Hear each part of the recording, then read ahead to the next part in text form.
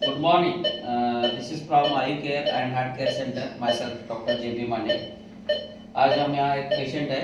Patients come with severe breathlessness, that is under grasping. उसको chest discomfort था, throbbing था. बाद में पेशेंट सेमी कॉन्शियस था. उसको abdomen severe पेन था हिस्ट्री में 3 दिन से. तो पेशेंट जब भी इधर हॉस्पिटल में लाए तब पेशेंट का कंडीशन वेरी बैड. तो पेशेंट का जो हमने सिम्टम्स जो पूछा उसके बाद उसका जो डायग्नोसिस के लिए हम उसको एडवाइस किया.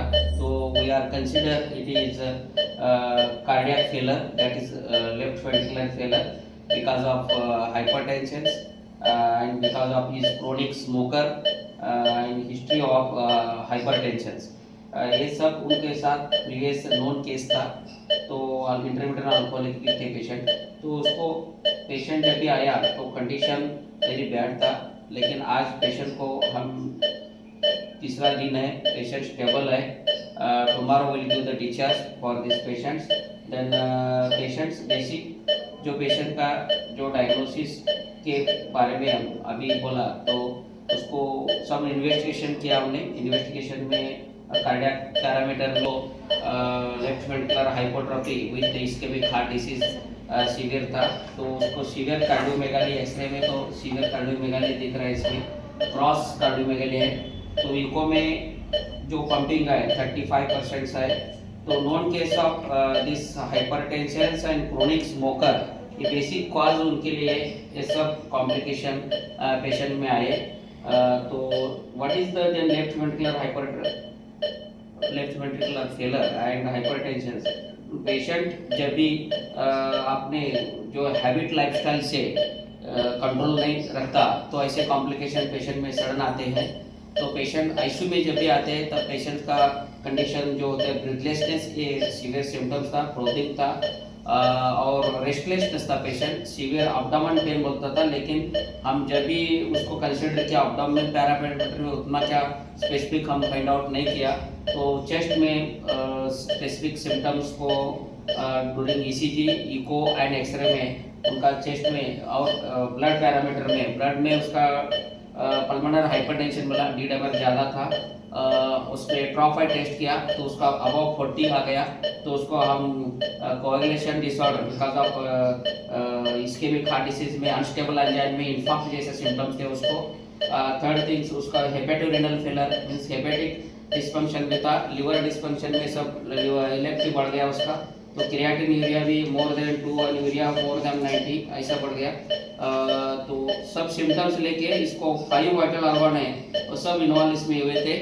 बिकॉज ऑफ क्रोनिक स्मोकर उसको ड्राउजीनेस था, डिमेंशिया था और क्रोनिक स्मोकर के लिए कोरोनरी आर्टरी डिसीज था उसमें. क्रोनिक स्मोकर की वजह से उसको हेपेटोरेनल फेलर और इंटरमिटेंट अल्कोहल की वजह से वो भी था उसमें. तो ये सब सिम्टम जब पेशेंट लेके आया तो पेशेंट को हम आज स्टेबल करके टुमारो डिस्चार्ज दे रहे हैं. पेशेंट सेटिस्फाई है. उनका ऑक्सीजन जब भी आया था तब 35 था, आज 95 है. बीपी आया तो अबाउट 240 और नीचे का 110 था, आज बीपी का 143 है, 87 है. पैरामीटर सब स्टेबल है. और ईसीजी में उनका जो ग्रॉस कार्डियोमेगाली था, ईसीजी में जो चेंजेस थे वो भी आज स्टेबल हो गए. इको का रिपोर्ट भी हम कंसिडर करके उसको आज ट्रीटमेंट किया. Finally we are treating this like patient in ICU in emergency. Night को पेशेंट आया 12 बजे. तो उसको ऑप्शन नहीं था, पेशेंट पुअर था, इधर उधर जाने का ऑप्शन ही नहीं था उसके साथ. उसका लड़का भी दूसरे गांव में था, नेबर्स उसके रिलेटिव उसको लेके आए. तो उसके बाद हम इधर ट्रीटमेंट स्टार्ट किया. तो ऐसे इमरजेंसी कॉन्सेप्ट में जब भी पेशेंट के साथ हम जब अवेलेबिलिटी फैसिलिटी से हम सर्विस देते हैं तब पेशेंट की जान बच जाती है. तो this is the very interesting case is left ventricular hypertrophy with hypertension.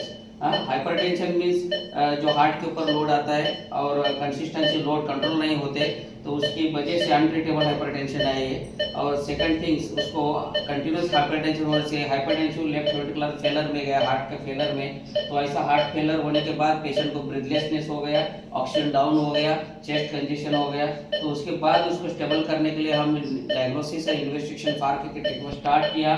तो बाद में पेशेंट अभी स्टेबल हो गया. तो इसके बाद उसको प्रिवेंशन क्या लेना है, स्मोकिंग तो बंद कर 5-6 जो मेथड्स है उसमें ज़्यादा करके पेशेंट पॉजिटिव हो जाता है।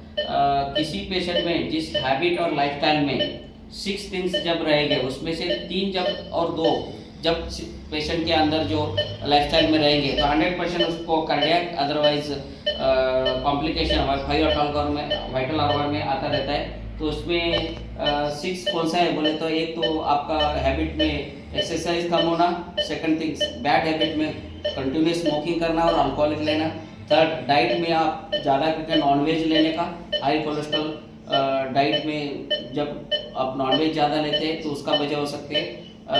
थर्ड थिंग हाइपरटेंशन और डायबिटीज़ अनट्रीटेबल रहेगा। और हेल्थ के बारे में अवेयरनेस न होकर नॉलेज कम होने से नेग्लिजेंसी करना, पेशेंट खुद फर्स्ट नेग्लिजेंसी हो जाते हैं अपने कॉम्प्लिकेशन के बारे में, क्योंकि उसका कॉम्प्लिकेशन का नॉलेज कम होने से तो नेग्लिजेंसी से उसका ऐसे कॉम्प्लिकेशन पेशेंट को आते हैं। तो इस 6 में 2 पेशेंट में जब प्लस करते हैं, इसमें प्लस क्या है, एक क्रोनिक स्मोकर है और हाइपरटेंशन है और अल्कोहलिक है। इसका वजह है उसको कॉम्प्लिकेशन लेके आया। तो इधर पेशेंट का डायग्नोसिस करके left ventricular failure with hypertension होते हेपेटिक रेनल फेलर, इसमें पेशेंट का स्टेबल हो गया। आज पेशेंट को डिस्चार्ज देके पेशेंट को सेटिस्फाइड होता है। Such like patients we are treating in emergency in I care heart care centre.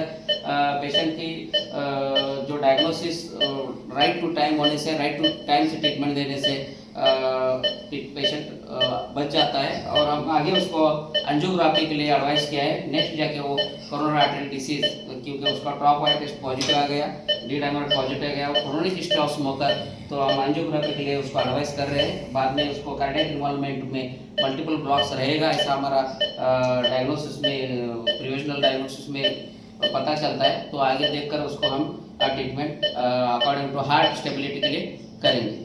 Okay, thank you.